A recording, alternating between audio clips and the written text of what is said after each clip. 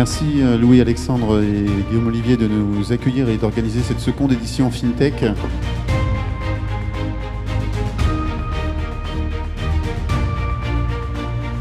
Ouvrir son compte en banque en 8 minutes, c'est un vrai progrès. Le délai moyen de souscription chez Look&Fin est un peu moins de 4 minutes. Alors on donne une réponse d'éligibilité en 15 secondes. En 15 secondes, on est capable de dire à une entreprise, oui, a priori, on va pouvoir travailler avec vous, ou non. Sous 48 heures, le commerçant, enfin l'acteur économique reçoit cet appareil, il l'appelle en Bluetooth à son téléphone, il tape son login et son password et il commence à encaisser. Et le lendemain, il a les fonds sur son compte bancaire. Donc Morning, c'est la néobanque qui réveille la banque. On est émetteur principal chez Mastercard, donc on maîtrise toute la chaîne de valeur de la banque en ligne. Lorsque vous avez de l'épargne et que vous vous demandez comment faire, on a démocratisé en fait le conseil financier. Nous ici, quelqu'un qui vient vendre sa facture sur EDBX sort sa facture de son bilan. C'est comme à la bourse, sauf qu'aujourd'hui, c'est des entreprises non cotées. Donc c'est la première carte multidevise en France. Ce qui veut dire que je m'adresse à l'application Messenger comme je m'adresserai à mon conseiller bancaire. Exactement. Et pour rappel, donc United permet à des investisseurs professionnels de financer des crédits à des ménages, donc à la fois français et bientôt italiens et espagnols. Si on n'est pas capable d'apporter une nouvelle expérience dans le crédit, dans le financement, ça n'a pas de sens. Voilà.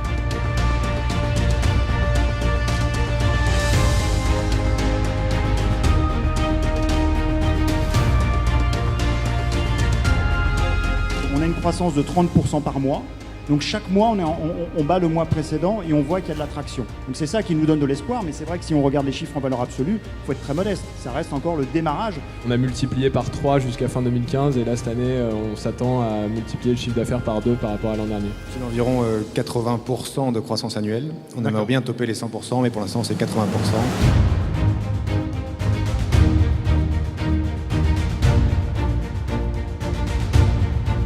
À partir du moment où on passe l'ensemble du système financier sur une architecture web, le problème de sécurité est majeur. Le réseau Bitcoin est de la vie générale extrêmement sûr. La puissance de calcul représentée par le réseau Bitcoin, elle est des milliers de fois supérieure à ce que représente Google.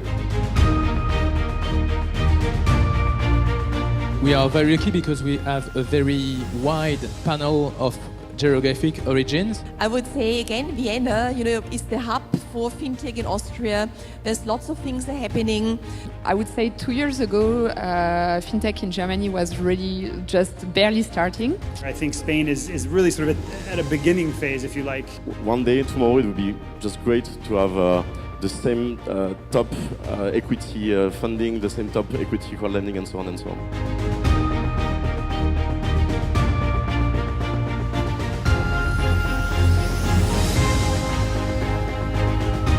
Tout le monde voyait dans les fintech le futur de la banque. Souvent on parle de coopétition. On répond typiquement à des besoins sur lesquels les banques ne savent pas bien répondre. On ne pourra pas résister à la puissance des acteurs traditionnels si on n'est pas toujours à la pointe de la technologie. Dans les fintech, même si j'aime pas tellement ce mot-là, il y a une espèce de zone R&D.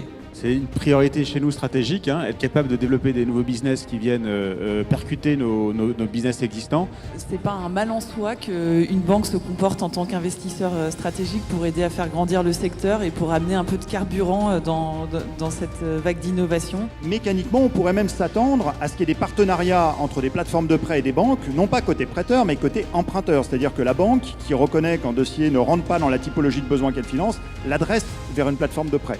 Je dirais que l'hybridation va aller jusqu'à ce que quelqu'un, soit une banque, soit une fintech, soit un mix des deux, trouve le bon modèle. ING a dit ce matin qu'elle allait devenir le Spotify de la banque. Bon, on n'a pas réussi à les fâcher, je pense. Ils continuent à se parler. On va passer maintenant du zoom au grand angle. Selon moi, on vit à nouveau la renaissance. Mais pour que ça marche, il faut renoncer à un modèle économique mortifère. Qui je finance? À quoi ça sert? Je peux le voir, je peux le toucher, c'est une start-up, c'est une PME, c'est une entreprise. Ça a du sens. Une fois tous les 550 ans, on peut réinventer le monde. Et vous êtes en train de réinventer la finance. Vous êtes en train de réinventer les circuits qui permettent d'alimenter toutes les économies. Est-ce que vous ne trouvez pas que c'est génial ?